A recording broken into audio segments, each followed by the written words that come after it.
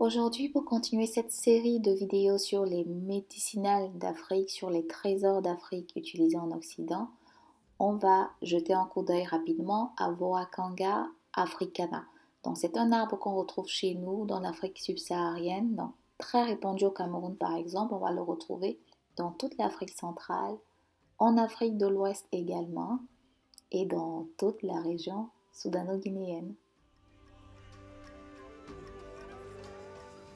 Originaire d'Afrique tropicale donc, on va retrouver Voacanga africana dans la pharmacopée traditionnelle africaine depuis très longtemps. Elle fait partie d'ailleurs des plantes médicinales les plus exportées du Cameroun vers l'Occident. Rien que dans les années 80 par exemple, plus de 400 tonnes de graines de Voacanga africana ont été exportées en France. À savoir que la France connaît l'existence depuis au moins 1937. Toutes les parties de la plante sont utilisées dans la pharmacopée en général.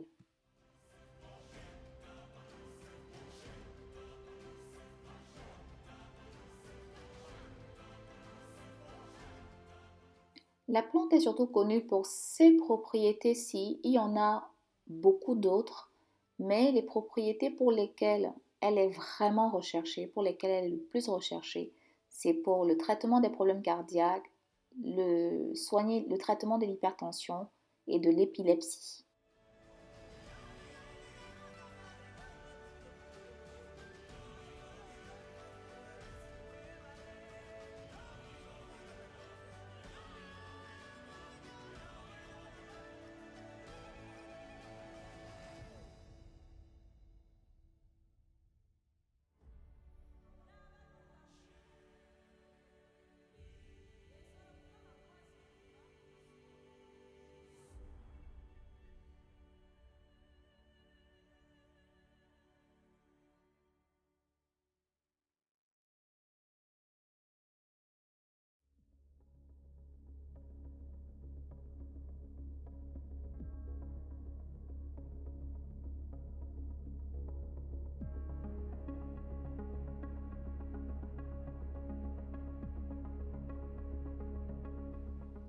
Il existe donc depuis les années 80, et je dirais même peut-être bien avant, un certain marché autour des graines de Voacanga. Et pas que des graines de Voacanga, puisqu'on se rend compte aujourd'hui que ce n'est pas que les graines qui sont utilisées. Donc, assez recherchées par les firmes pharmaceutiques françaises, allemandes, mais pas que, puisque les États-Unis sont concernés également.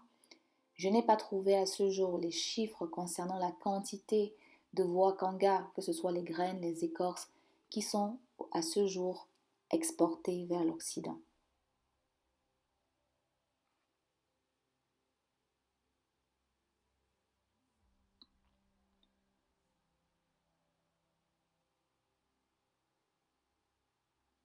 Et cet intérêt n'est pas sans conséquence, tu t'en doutes, puisque il s'ensuit une récolte intensive, un peu abusive de la plante, de l'arbre, qui fait qu'aujourd'hui, elle est potentiellement menacée.